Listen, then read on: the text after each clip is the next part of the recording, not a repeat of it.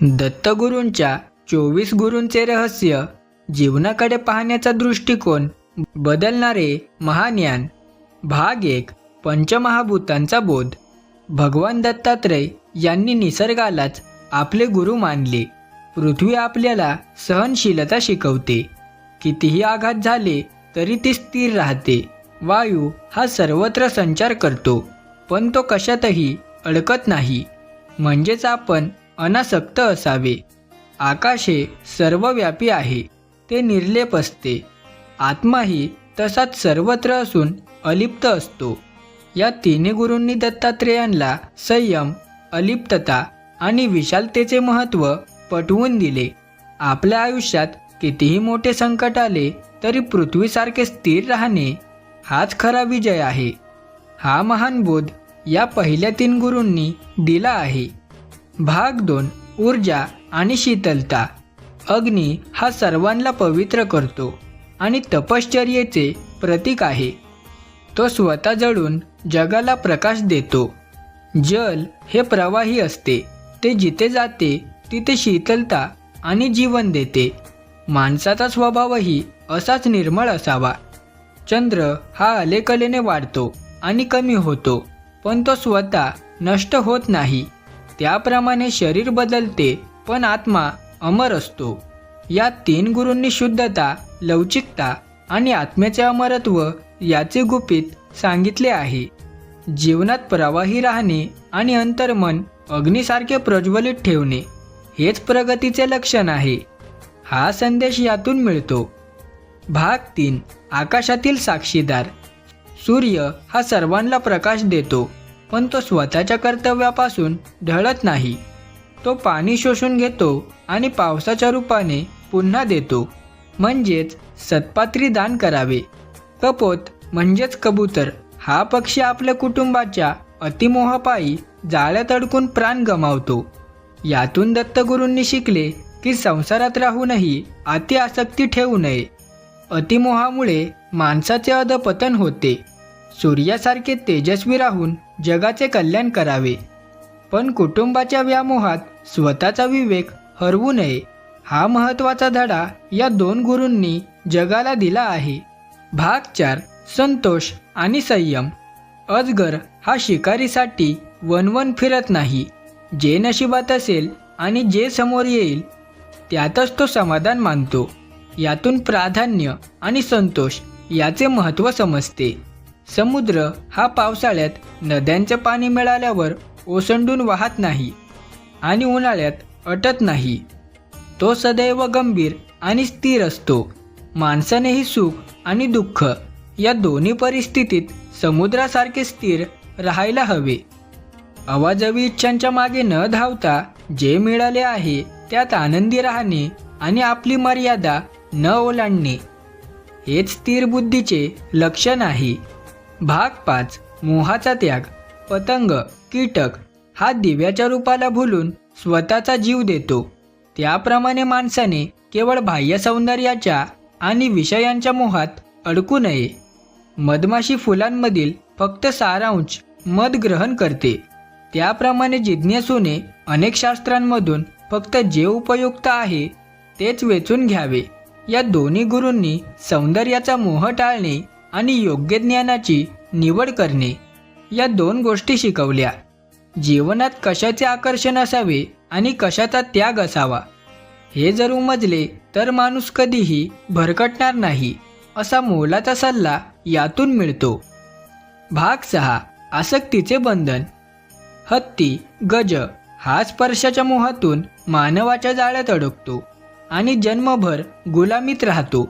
माणसानेही कामवासना आणि स्पर्शाच्या ओढीपासून सावध राहावे. भ्रमर हा कोणत्याही एका फुलावर न थांबता सतत ज्ञानरूपी मधु गोळा करतो, पण तो कधीही फुलाला इजा करत नाही. दत्तगुरूंनी यातून भिक्षेचे आणि संग्रह न करण्याचे महत्त्व दिले. आपणही निसर्गाकडून किंवा समाजाकडून घेताना त्याला इजा न पोहोचवता फक्त आवश्यक तेवढेच घ्यावे आणि सदैव क्रियाशील असावे. हा संस्कार या 2 गुरूंनी दिला आहे. भाग 7. नाद आणि रसास्वाद. हरिण म्हणजेच मृग हा संगतीच्या नादाला लागून पारध्याच्या बाणाचे लक्ष ठरतो. तसेच मासा म्हणजेच मीन हा जिभेच्या चवीपायी गळाला लागलेल्या अन्नाला खातो आणि जीव गमावतो. यातून दत्तगुरूंनी इंद्रियांवर नियंत्रण ठेवण्याचा बोध घेतला. कानांना गोड वाटणारे शब्द आणि जिभेला आवडणारे पदार्थ माणसाला अधर्माच्या मार्गावर नेऊ शकतात. ज्याने आपल्या इंद्रियांना जिंकले त्याने जगाला जिंकले. अनावश्यक चोचले आणि व्यसनांपासून दूर राहिल्यास मनुष्य आपल्या ध्येयावर लक्ष केंद्रित करू शकतो. हे या गुरूंच्या माध्यमातून स्पष्ट होते. भाग 8 अपेक्षांचा त्याग. पिंगला नावाच्या वेश्येने रात्रभर कोणाची तरी वाट पाहिली, पण शेवटी जेव्हा तिने अपेक्षा सोडली तेव्हा तिला खरी शांतता मिळाली. अपेक्षा हाच दुःखाचा मूळ आहे हे तिने शिकवले. कुरर पक्षी हा चोचीत मासा धरून असतो तेव्हा सर्व कावळे त्याच्या मागे लागतात. मासा सोडताच त्याला शांती मिळते. यातून दत्तगुरूंनी शिकले की संपत्तीचा संग्रह आणि अधिकार जितके जास्त तितके संकट जास्त. संग्रहाचा त्याग केला की खरी मुक्तता मिळते. निरीच्छा आणि अपरिग्रह हे सुखी जीवनाचे दोन मोठे खांब आहेत. भाग 9 निरागसता आणि एकांत. बालक हे मान अपमान आणि चिंतेपासून मुक्त असते. ते सदैव वर्तमानात आणि आनंदात राहते. कुमारी कन्या भात सडत होती तेव्हा तिच्या बांगड्यांचा आवाज येत होता. तिने एक एक करून सर्व बांगड्या काढल्या आणि शेवटी एकच उरल्यावर आवाज बंद झाला. यातून बोध मिळाला जिथे जास्त लोक तिथे कलह असतो. एकांत हा साधनेसाठी श्रेष्ठ आहे. मुलासारखे निरागस असणे आणि आत्मचिंतनासाठी एकांतात राहणे हे माणसाला स्वतःच्या जवळ घेऊन जाते. गर्दीपेक्षा स्वतःशी संवाद साधणे जास्त महत्त्वाचे आहे. भाग 10 एकाग्रता आणि निवारा. बाण बनवणारा शरकृत हा आपले काम करताना इतका मग्न असतो की बाजूने राजाची स्वारी गेली तरी त्याला कळत नाही. हीच एकाग्रता ईश्वरी ध्यानात हवी. सर्प हा कधीही स्वतःचे घर बांधत नाही, तो दुसऱ्याच्या बेळात राहतो. संन्याशानेही घर किंवा मठाच्या मोहात न पडता सदैव फिरते राहावे. यातून दत्तगुरूंनी एकाग्रता आणि अनिकेत म्हणजेच घर नसणे राहण्याचे महत्त्व सांगितले. आपण जे काही काम करू त्यात पूर्णपणे बुडून जाणे आणि भौतिक गोष्टींच्या मालकी हक्कापासून दूर राहणे हेच यशाचे गमन आहे. भाग 11 निर्मिती आणि ध्यास. कोळी हा स्वतःच्या लाळेतून जाळे विणतो आणि पुन्हा स्वतःमध्येच सामावून घेतो.